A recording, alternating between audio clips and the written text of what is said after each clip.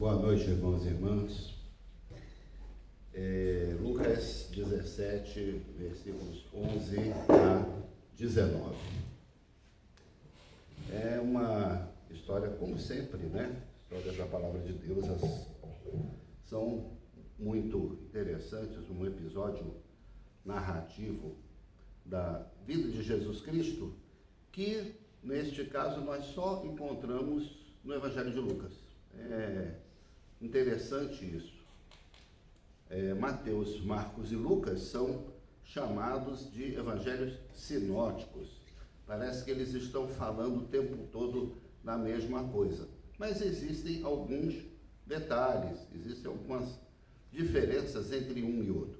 E essa daqui é uma delas, a história da cura dos 10 leprosos.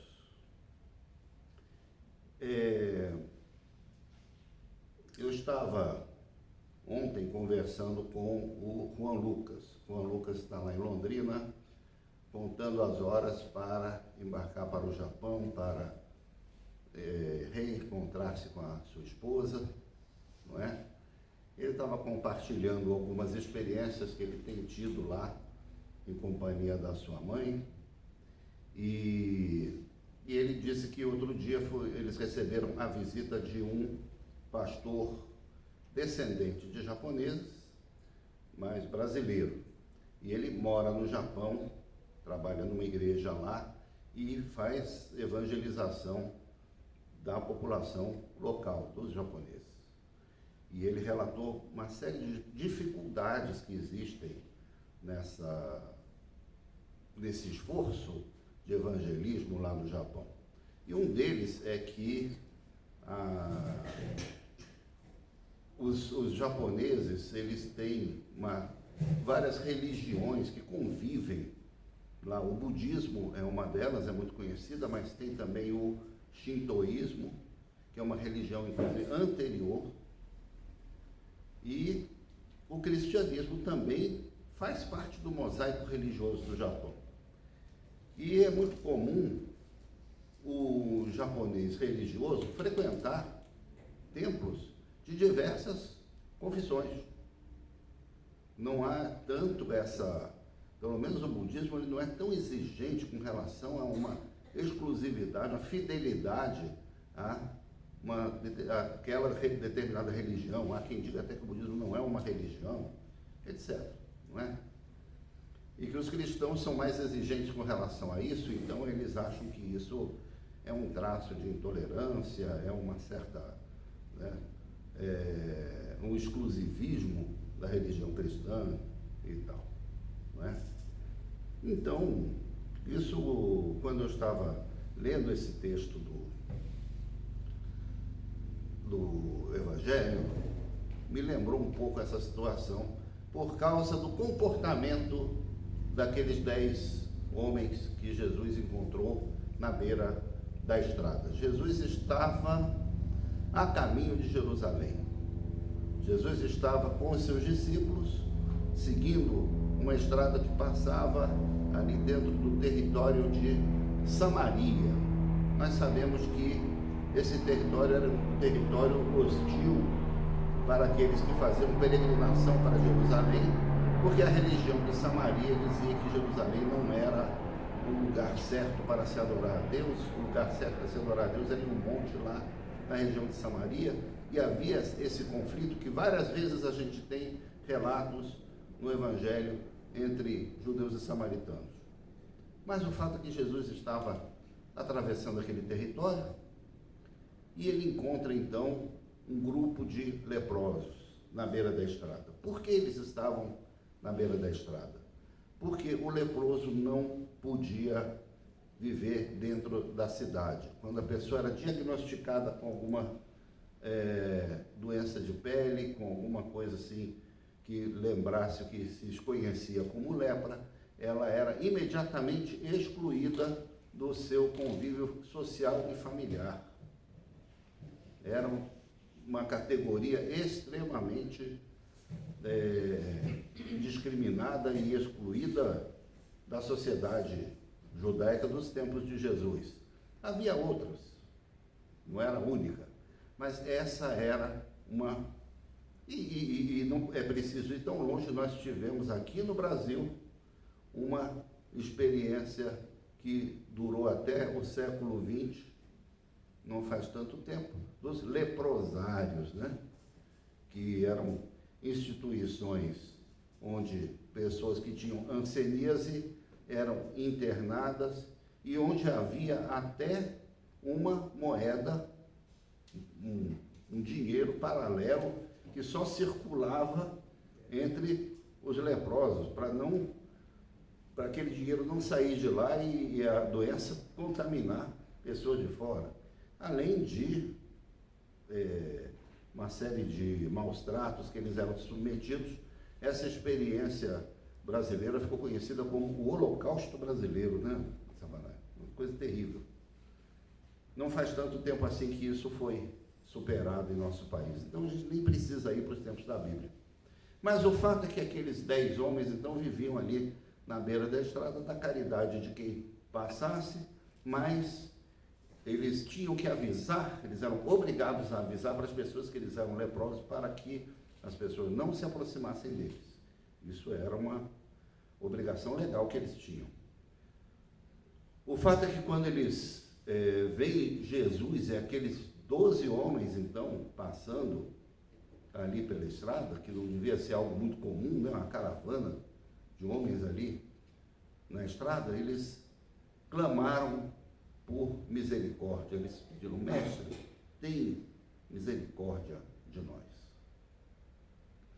Eles sabiam quem era Jesus, provavelmente alguém tinha informado a eles e as notícias corriam, sempre correram.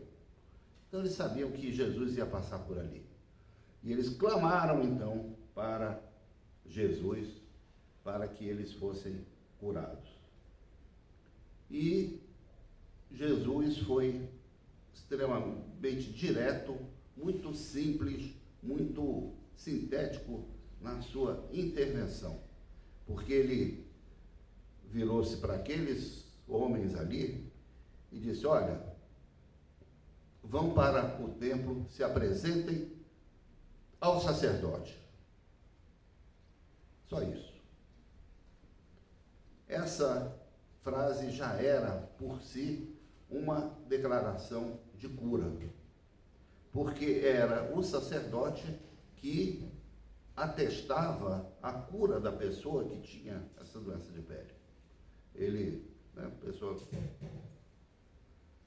expunha o corpo para o sacerdote, ele examinava e tal, disse: não, então você não tem mais nenhum sinal de lepra, então você está reabilitado, você está curado, você pode voltar ao seu convívio familiar e social. E foi o que aqueles 10 homens fizeram. Eles tiveram fé. Claro que eles tiveram. Não é? Porque só essa frase de Jesus já bastou para que eles então fossem para a cidade para comprovar a sua cura. E ela aconteceu no caminho. Enquanto eles voltavam para a cidade, a pele deles foi sendo transformada, foi mudando a sua coloração, a sua textura, e quando eles chegaram então na cidade para se apresentar ao sacerdote, eles estavam curados. Não faltou fé para aqueles 10 homens.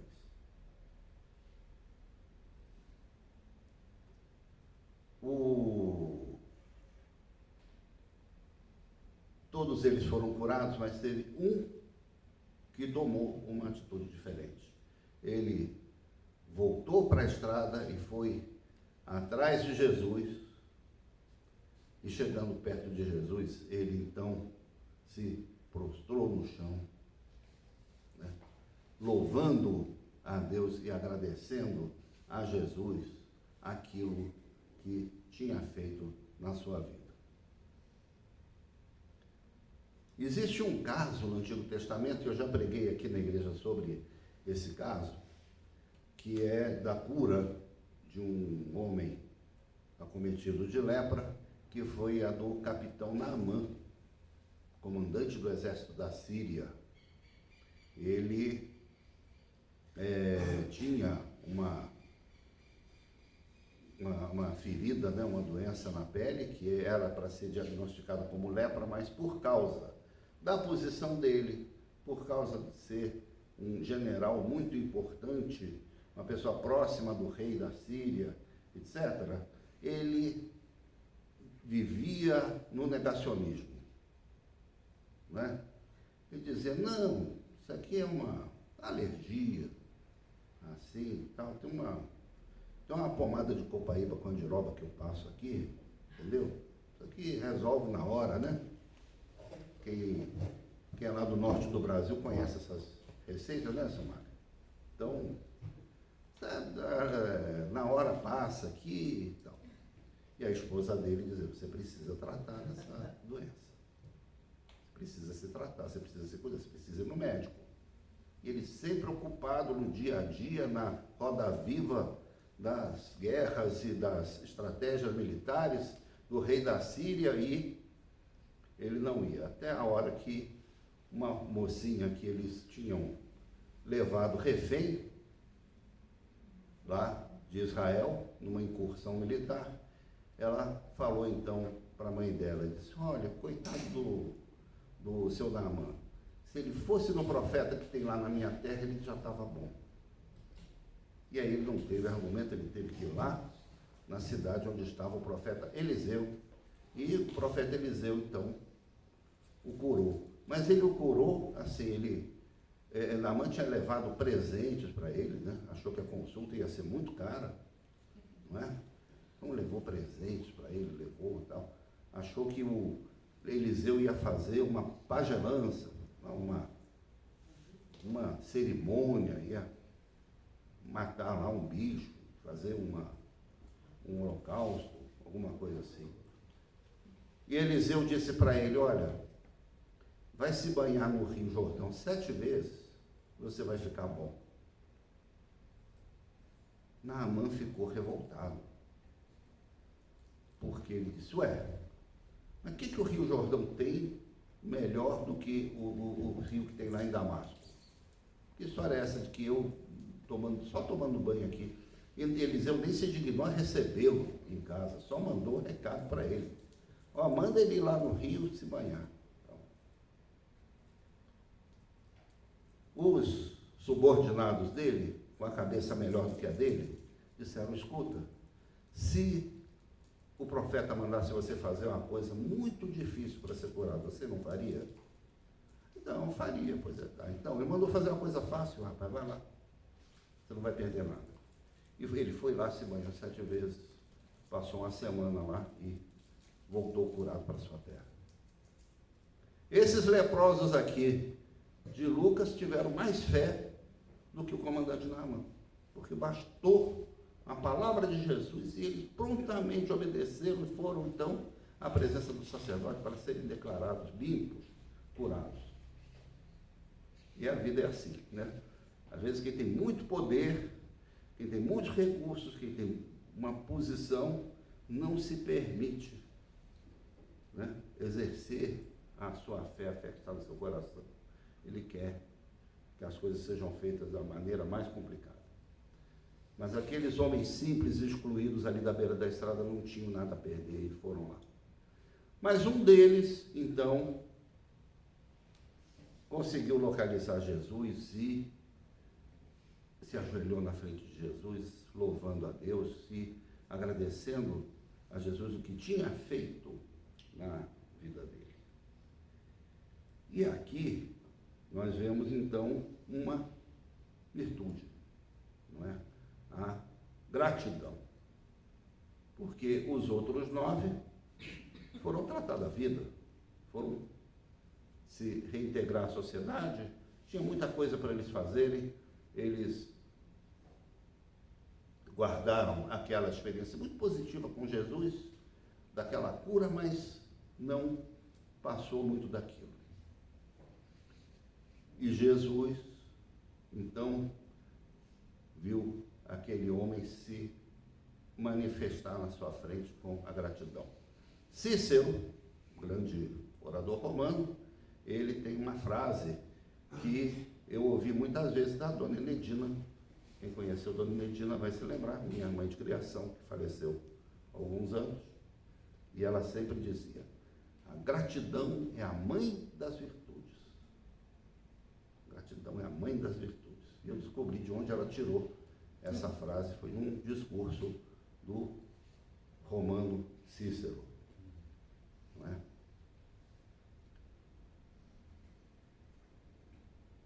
Jesus, então, viu aquele rapaz ali na frente dele e lembrou, então, dos outros 9.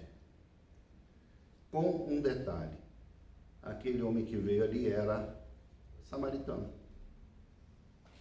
Mais cedo a gente estava comentando aqui sobre a parábola do bom samaritano, né, na escola dominical.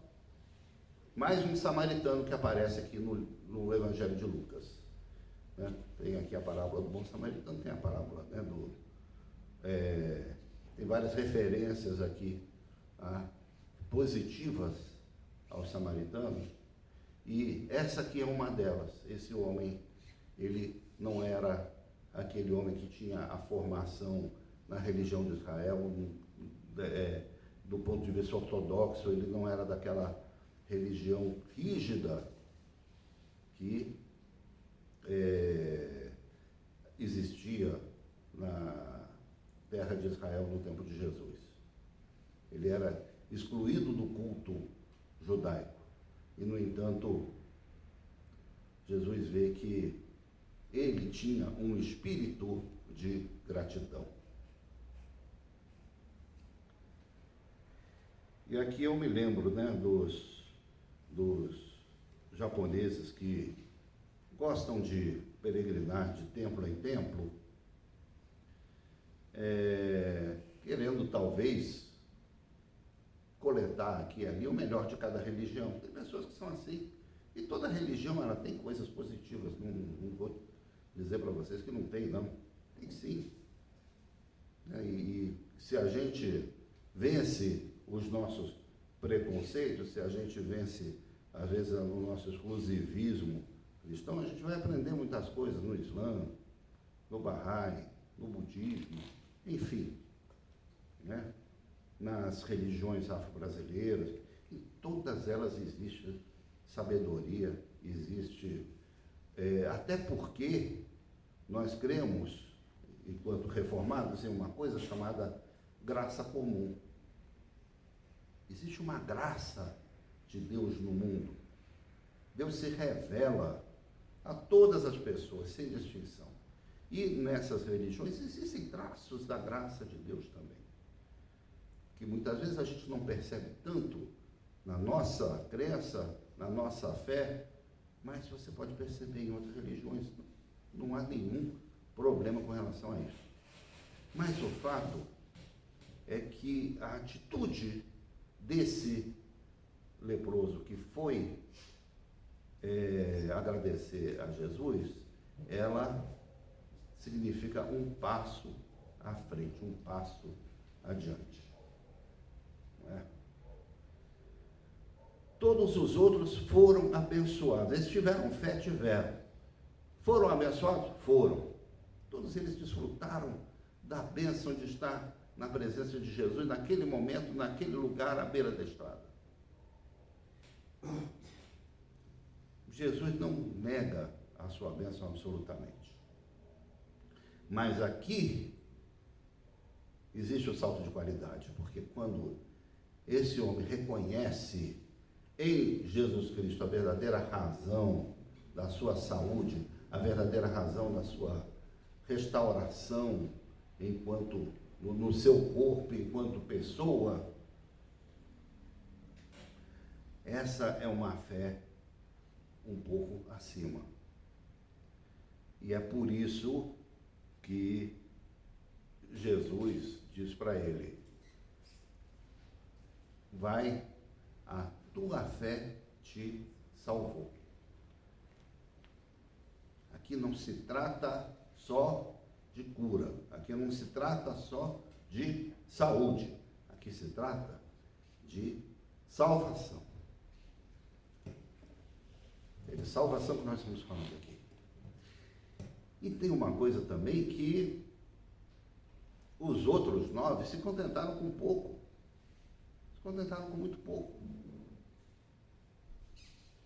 Ainda bem que Jesus não era igual outros deuses que povoavam, né, o imaginário popular e tal, porque Jesus podia ter dito assim, nenhum dos outros 9 voltou não para agradecer, não, mandar a doença de novo, porque esse mal agradecido para eles aprenderem, né? Existem entidades divinas nesse mundo que são assim, são negativas, são, né? Não, Jesus nem passou isso pela cabeça dele. Mas o que Jesus mostrou para aquele homem é que ele tinha uma fé para a salvação. Por quê? Porque ela reconhecia, sim, em Jesus Cristo, alguma coisa diferente daquela fé genérica que existia no mundo. É isso que muitos japoneses não estão compreendendo. Essa, vamos dizer, não vou dizer superioridade, talvez pode parecer um pouco arrogante, né? Mas uma diferença de qualidade que existe na fé em Jesus. E nós precisamos também avaliar qual é a nossa fé. Todos nós, né? Em que se resume a nossa fé? Para que nós exercemos a nossa fé? A nossa fé é aquela fé pronto-socorro para a qual a gente recorre quando as coisas estão ruins, quando a gente precisa de uma cura, de um milagre, da solução de um problema. Amém.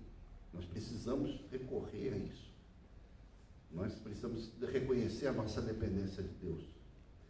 Mas é muito importante a gente não perder de vista que a nossa fé tem que ser centrada na salvação que Jesus nos oferece. Essa é a fé que salva.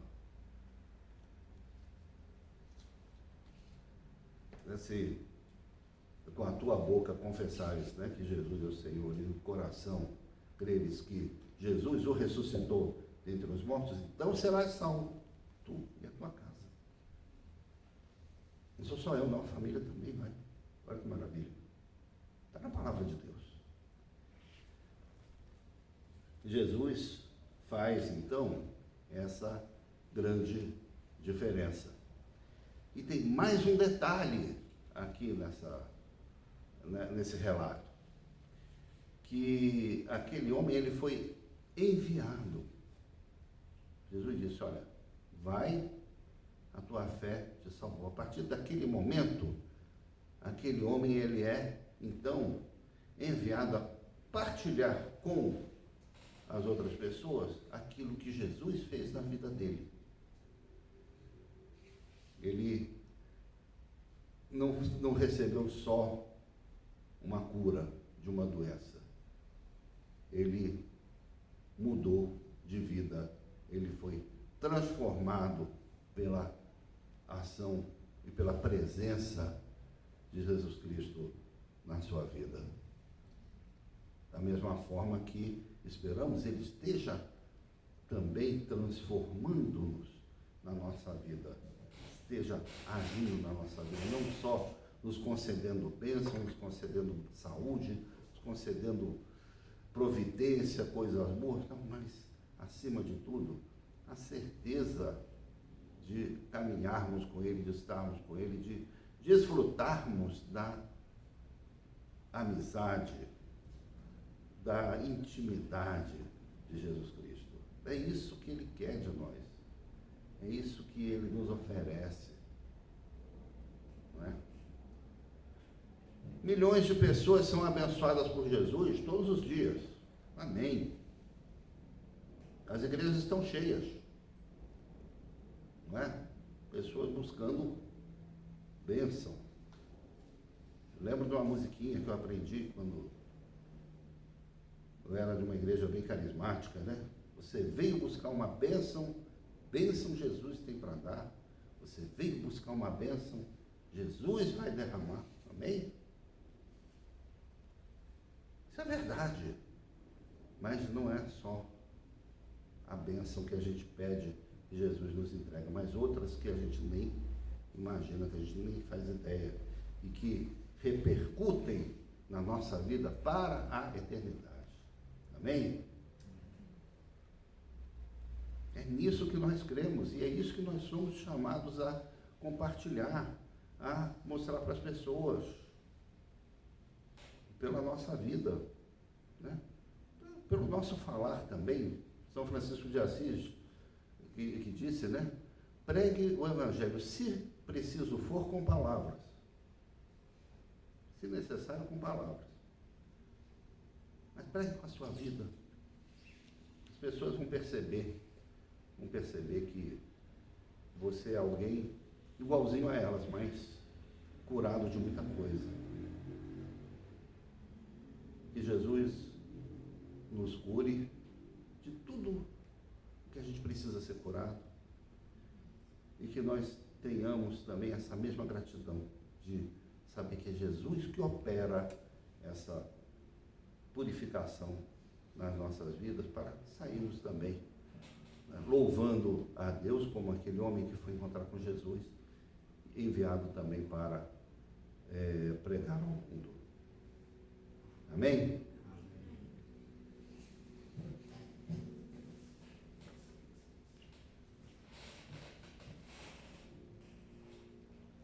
Uma das formas da gente manifestar gratidão a Jesus é por meio das nossas contribuições.